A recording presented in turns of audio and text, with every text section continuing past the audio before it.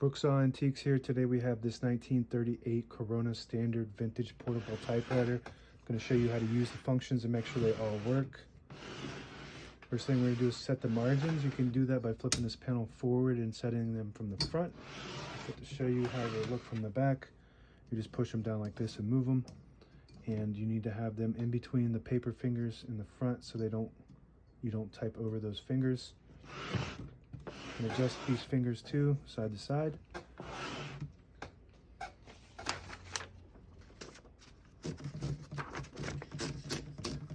And these fingers help hold the paper down and feed it.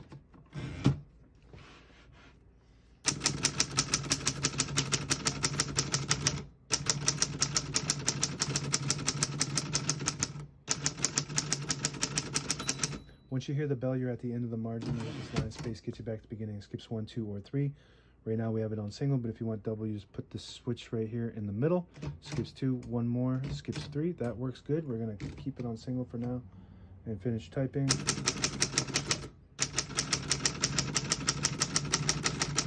As you can see, all the keys type nice and none of them skip or stick. I'll type a sentence on the next line.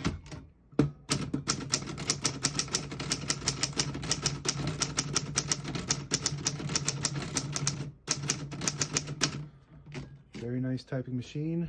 I misspelled something at the end there, but that's how it goes with the manual typewriter.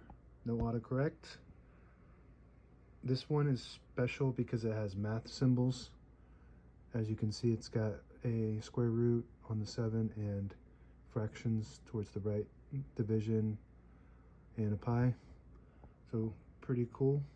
You don't really see those that often. To pull the page out easy, you just flip the switch on the right by the knob forward and it unlocks the rollers underneath the platen, allowing you to pull the page out easy or load thicker paper like carbon copy. Make sure you flip that back before you load the next page or else it won't load correctly. You got a shift on each side and a shift lock on the left. To clear that, you just hit the shift button again. Backspace on the right side here. That works good. Margin release below the backspace. You get to the end of the margin. There's a locking mechanism when you hit the keys, and to get past that, you just hit the margin release, and you can finish that word at the end of the page. You got a touch control inside the spool area. Right now it's all the way on low, but if you want to go higher, this just creates more tension when you hit the keys, and it also allows the keys to respond faster, so more advanced typers use that.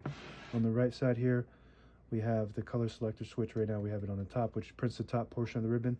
The middle doesn't print at all. And the red prints the bottom portion of the ribbon. That works good. Carriage release on each side here, behind the knob. And this is your locking mechanism. So you hold that down and it automatically will lock it there. So when it's in the case, it protects the escapement, which is the gear that allows it to move when you type. And this is the carriage release on this side, and if you pull the knob out, it'll disable the spacing, the manual spacing mechanism, so you can get to an exact spot on the page. Push the knob in, and you hear those clicks. Each one of those clicks is a space. Now available on eBay or Etsy. Search Brooksaw Antiques.